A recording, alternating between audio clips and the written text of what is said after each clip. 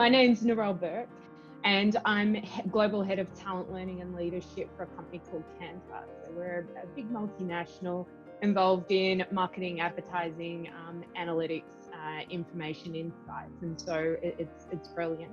And I've been in my current role for about 3 years through lots of iterations, which is fabulous, and I lead a global team.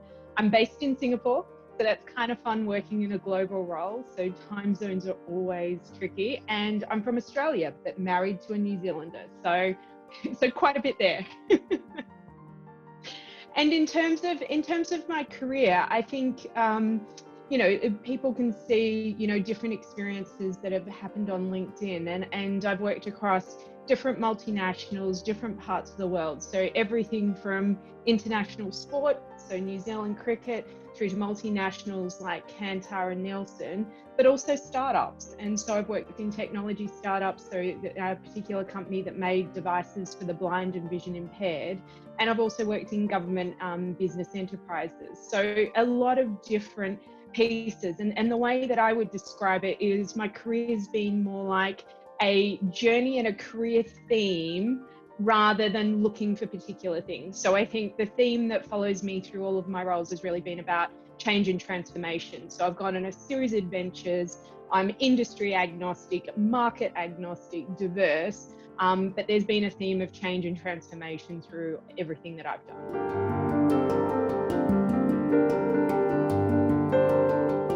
Irrespective of what industry and market you're in right now, COVID has absolutely changed the landscape, and we've lived it, we've experienced it. So I think one of the fascinating things in the profession that I do is we've been trying to drive digital learning, digital transformation for a long time. And if I look at where we started in April and where we are now, it would have taken us 3 years or longer, a lot of investment on our roadmap to get there. And we managed to transition everyone to MS Teams, change the way learning happens, had the biggest uptakes in digital learning that we've ever had. And that was in a period of 1 to 2 weeks. And so I think just to put that in context, that is absolutely phenomenal. So given the right situation, given the right context, what it has shown us is people are able to do amazing things. They are incredibly resilient, they are incredibly resourceful, and they can learn and they can pick things up really quickly. So I think COVID has shown us that when you have the right environmental factors and you have the right mindset, you can really achieve anything. So I think what that has done is started to accelerate a lot of change that was going to happen at a much quicker pace, because we know that people can do it. If you think about the skills needed, so as we've shifted with everything becoming more digital online, the types of skills that we need has changed. So if you're looking at automation or robotics or AI or even things around data security, there's a huge range of skills that have opened up. So I think, not only is work changing, the type of work we're going to be doing and the skills that we need, and they're going to be outdated quicker than ever. So people are going to need to continue to learn. And I think the other piece that I would add on to that is this word that keeps getting used, which is resilience. And I would look at that from 2 perspectives. So one is resilience of individuals and resilience of organizations. And so if you think about yourself, if I think about me, my team at the moment, we've never worked harder, we've never been more productive. We have a huge amount that we need to juggle with life and home. And so things around understanding how to manage your day, how to manage your energy, how to manage your workload, how to keep your wellness and mental health where it needs to be, and the ability to change and accelerate that and do more work in less time, that resilience is huge for individuals, and that includes my team. The second piece to that is the organizational resilience, which is around the patterns of communication have changed, who you talk with changes, the way you run meetings has changes, the way you interact with clients have changed, your work patterns have changed. And so organizations are finding that they're having to design organizations differently. Layers of management's having to work differently. Leaders are having to work differently. You need more flexibility in your resourcing and people. So this whole thing around resilient organizations and people, I think, is accelerated.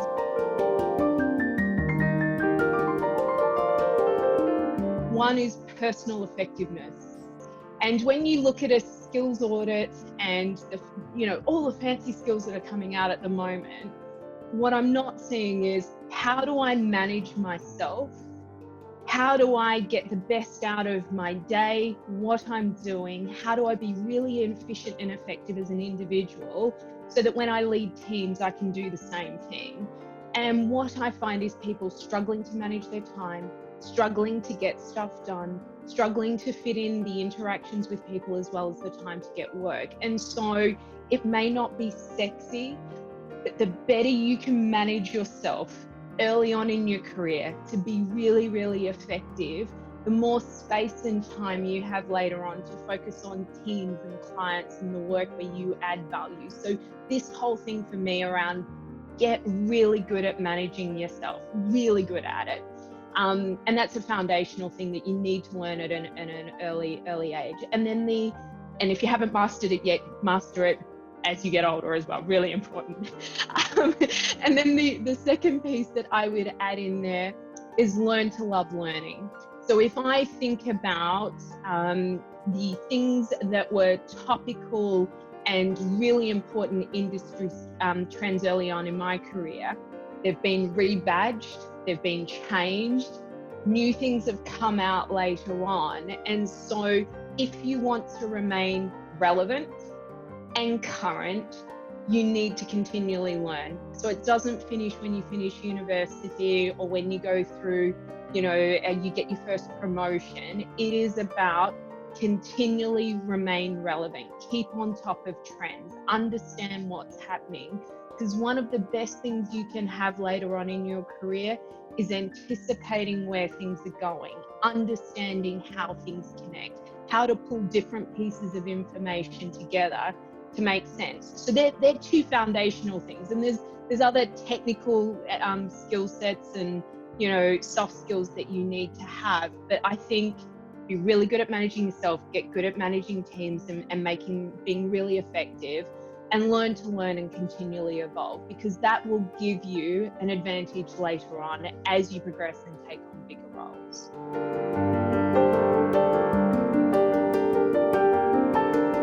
So the first one I'd say, and particularly for the audience that we're talking to, is be ambitious and be driven, but don't be in a hurry to get to the top. So, and what I mean by that is, when you look back at my career, it looks really interesting.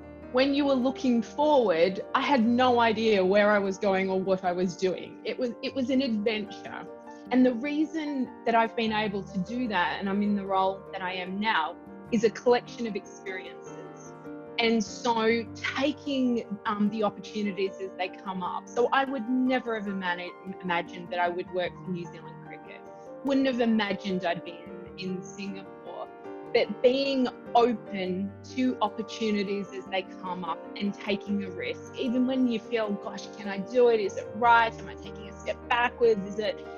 Those experiences later on are just so incredibly valuable. So I've done specialist roles in centers of expertise. I've done generalist roles. I've worked in markets. I've worked in global. I've worked in matrix. I've worked in individual contributor, and all of those experiences add up to something. It may not always be clear, but it helps you out. So collect experiences along the way.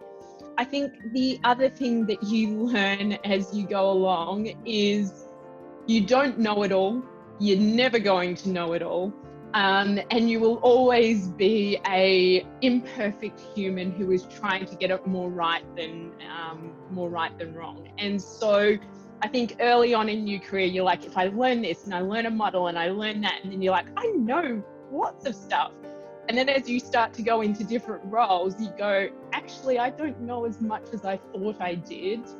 And and there are people around me who are better and who know more, and you need to feel really comfortable and self-assured in enabling them to help support you. So that ability to go, you don't have to know it all, you don't have to be an expert in everything, but you need to be really willing to surround yourself with people who can help support. So we're imperfect, and you're always going to be imperfect, and that is very human and okay. So I think that's the second thing. And then the third piece for me, which has been an evolution, is become really comfortable with who you are as a leader and your leadership identity and brand. So people who work with me early in my career to later in my career would get consistent themes on who I am. So doing the right thing, being inclusive in my approach, having a very, a servant leadership approach to the way I collaborate and work with teams. And that has built up over a period of time.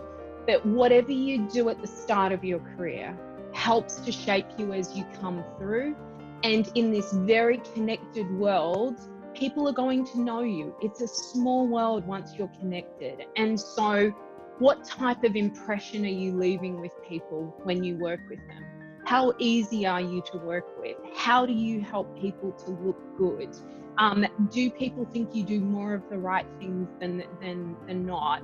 And do you have really good ethics and morality as a leader in the way you do things? And I think that leadership identity and knowing who you are and the values that you bring to roles will serve you well as you come through. So, collect experiences. You're not perfect. You won't be. You're delightfully human. And be really clear on your leadership identity and the shadow that you leave as a leader.